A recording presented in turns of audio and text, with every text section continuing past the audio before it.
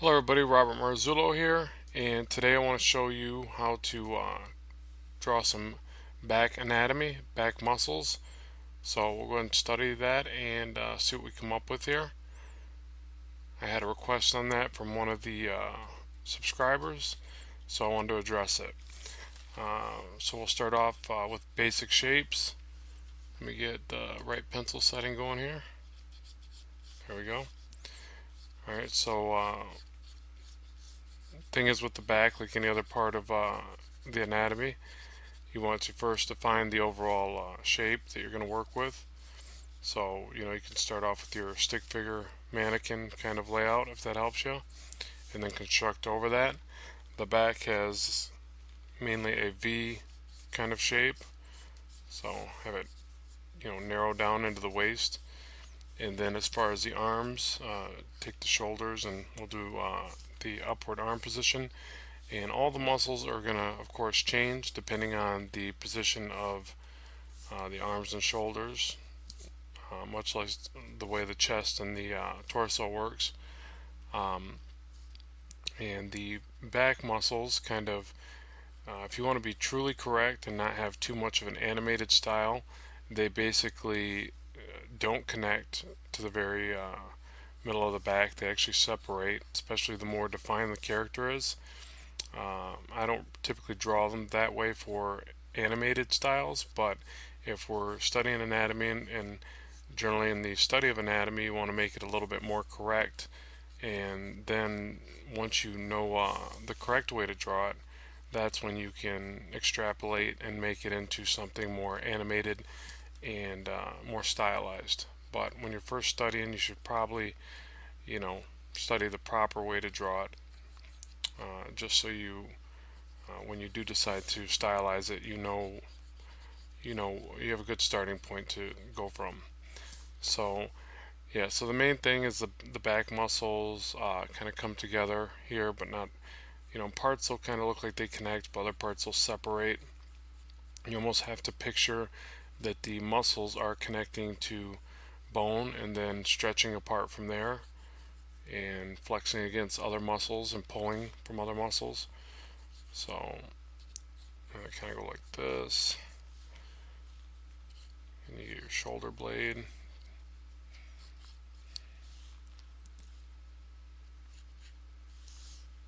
And you get some tendons or muscles and a little bit of the, showing of the ribs through that.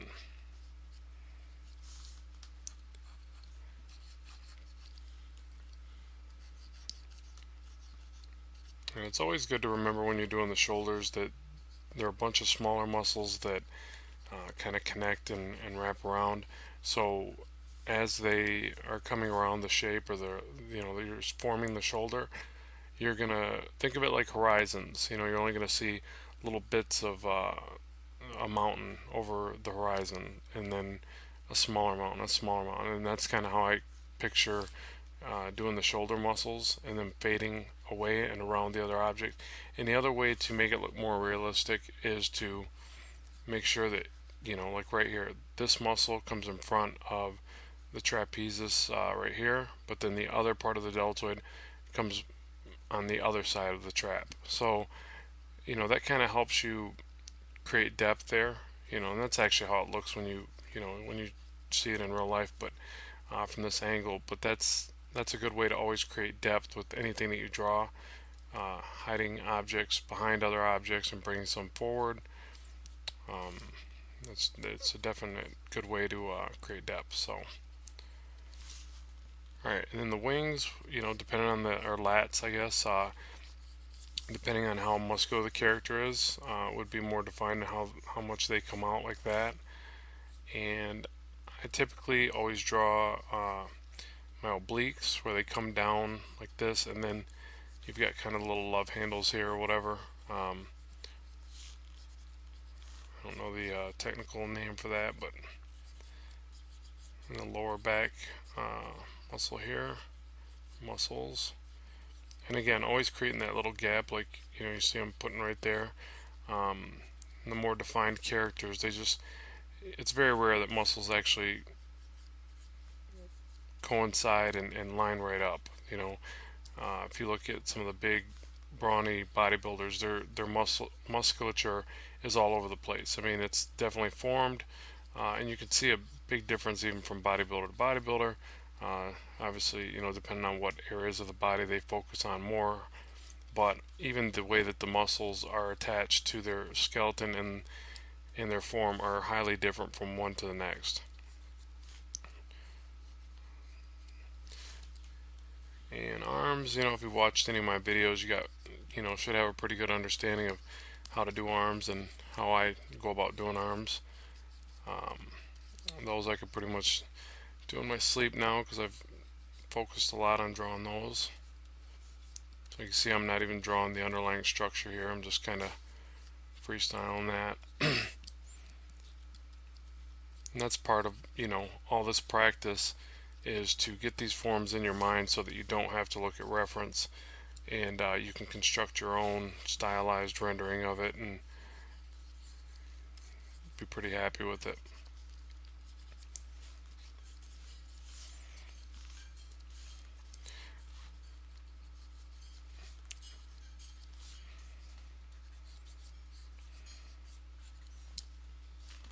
Okay, and I'll just fill this in a little bit more, and then we'll do another angle.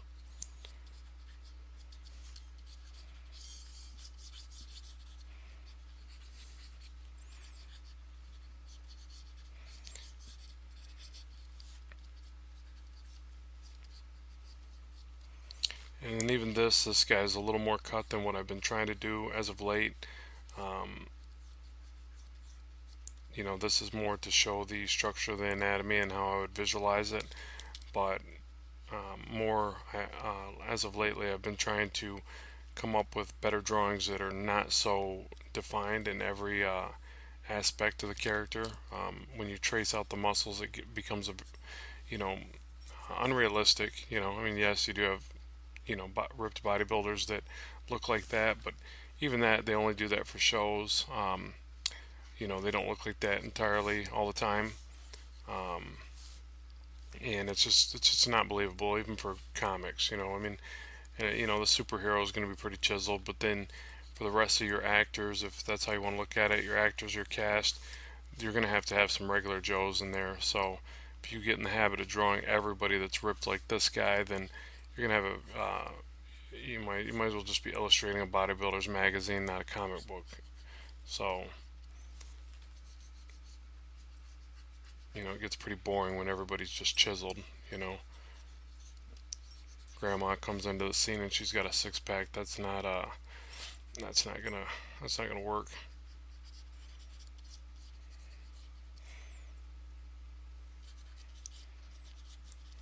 Okay, so there's that one. I'm not going to get too overly detailed into this. I just want to kind of show the structure and how the muscles look in the back. And what you can do, you can mix this up. You can put like a little bit more. Obviously, the shading is going to bring it out. So when you take, your masses, the shoulder is going to have some heavy shadows under it right here because it's a heavier, more defined mass. The lats, you'd start to shadow those. But you got to remember they blend into this back too, so you'll put a little bit of shadow into there, but then you got to blend that into maybe this shape right here, and so on and so forth. So I won't get too much into the shading. This one's more focused on the anatomy. So alright, so there's one quick little back sketch there. Let's go ahead and move on to the next one.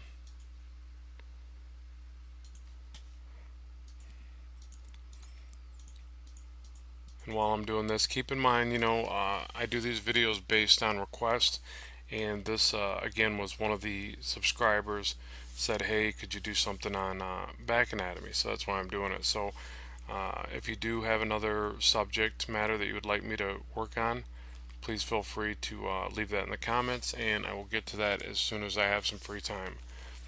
So let's try a different perspective on the back. And let's see, probably more of an angle. So let's see.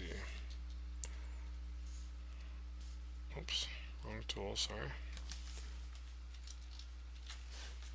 Get back to my pencil tool here. Okay, so let's try the angle. Again, we'll rough out the shape, the V shape, like that.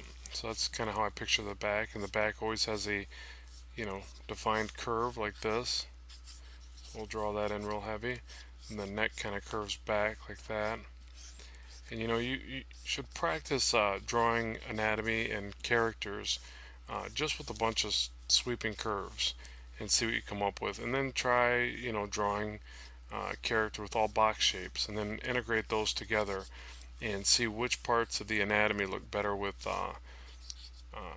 sharp angles and which parts look better with smooth curves. I mean, majority of the body is smoother curves, but every now and then there's especially with stylized work, it's not bad to throw a little angle in there to kind of, bring out a certain shape or make it look more defined in a certain area, especially with the shadows. It looks kind of neat. So just kind of mix it up and try that. Okay, so again, the traps come up like this. They connect into the neck. They do this motion where they sweep around and down like this. So just remember this shape right here that I'm defining. So around and down, and it this way to make it look more defined. We'll have it pass in front of the shoulder there, like that. The shoulder would come down, and the shoulder is a series of muscles. And this can be tricky in itself to draw. I mean, we can dedicate some time just to shoulders. And this one would be more hidden from this angle. And then the lower part of the back would come like through here. And this kind of makes a diamond shape right here too. If you're trying to be correct about it, it's always good to kind of see the negative shapes or the other objects that pop out in your mind when you're drawing this stuff. It helps you remember how to construct it the next time. So I remember that diamond there. I remember this muscle kind of lines up with the traps as far as the direction it takes on the back, and then it bulks out through here, and then it starts to follow the middle of the back to there. So all those things combined, and then we kind of come to that portion of the back, that shape being built. And the other one kind of comes through here. I always do it like this. I'll show you kind of how I stylize draw it. I always go like this and then like this, and that's how I do that other portion of the back that kind of covers the shoulder blades. And sometimes, depending on the position of the arms, these bulk out different right here, but they always kind of look like a little bit of a repeat of this one, but not as defined here. So then again, the lat would be right here. It kind of passed down to here. That's what you're seeing over here on this shape. And the arm would come back here. The tricep would pop out through here. I think the tricep actually goes like this, 1, 2, and 3, like that, if I remember correctly. I don't ever really draw the third portion of it, and a lot of people don't. You'll notice you just kind of draw this back upside down V and then shade it in. And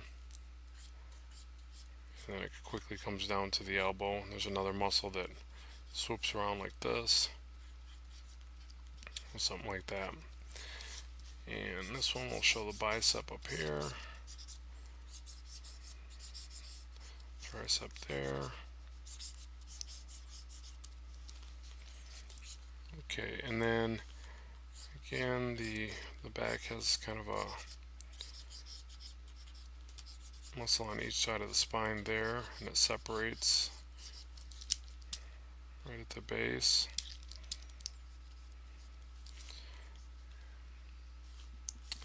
And I always kind of picture that these ones kind of go sideways like this. You very rarely see that in somebody's anatomy unless they're just extremely ripped. So you really don't have to draw those, and I think I always end up just drawing them like ribs up here. And I think that only comes out when they're really flexing anyways.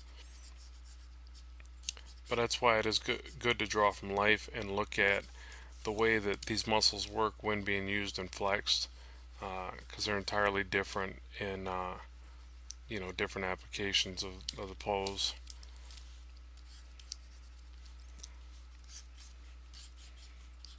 There's that.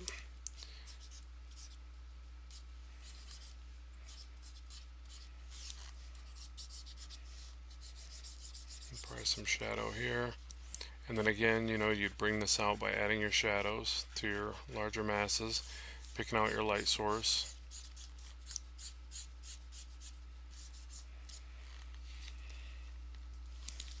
And then erasing your construction lines to take a better look at what you got.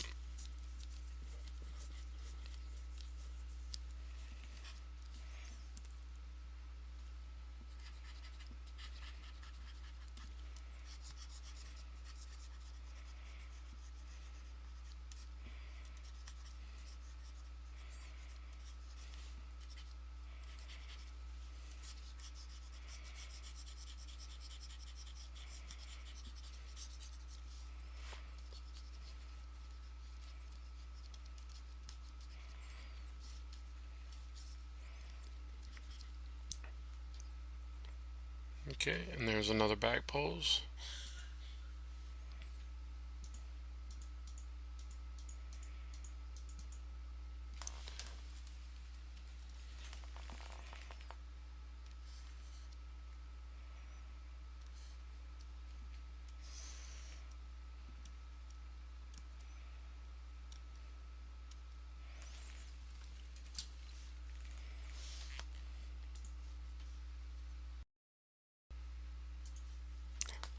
Okay, and then also one last sketch for the back here. We'll do a more sleek and feminine back. Let's see, so kind of the same musculature, but thinner and more slender. So the same V shape. We'll do an angle. So there's the spine like that.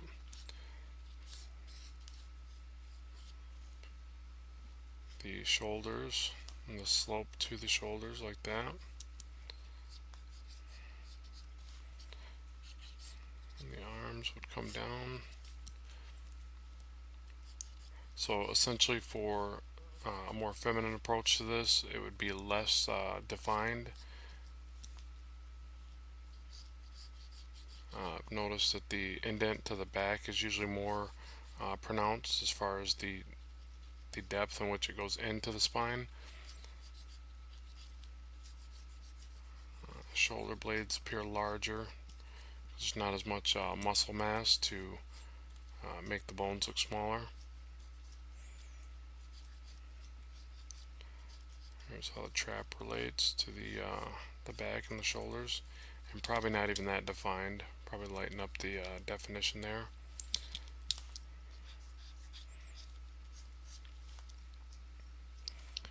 And then down here, the spine becomes, or the indent to the back along with the spine becomes very pronounced. The spine actually, depending on the weight of the individual, is more defined right through here. You can generally see the little bumps of the spine poking through like that. But then down here it becomes more defined as a cavity, as the recess. Get that line just right. And then the muscles on each side of it again, like that. And it usually comes to about a point like that.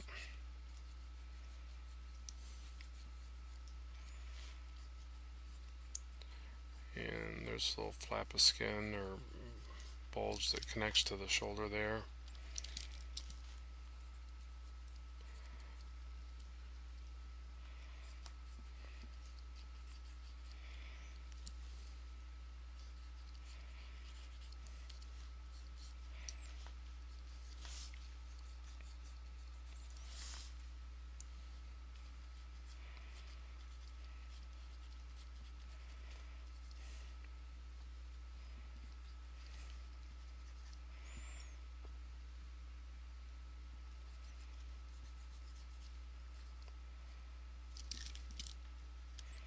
Erase some of the construction lines.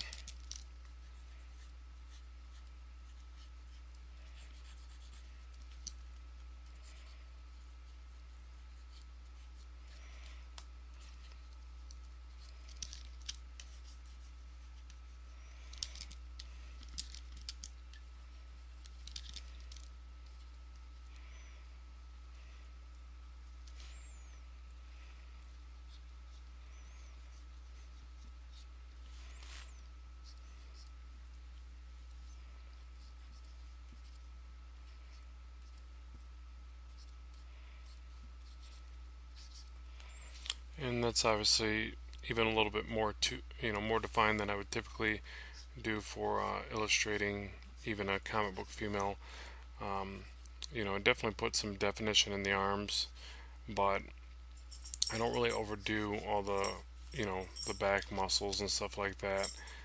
I would just kind of maybe start off with a sketch like this, and then when I would go to redraw over top, I would pick and choose what areas I wanted to really bring out and which areas I wanted to leave out. So that kind of shows you, though, it's still basically the same, muscle mass or muscle shapes as this, but then the areas that are defined, the shoulders are obviously a lot more bulkier. The muscle masses in the back are a lot bulkier.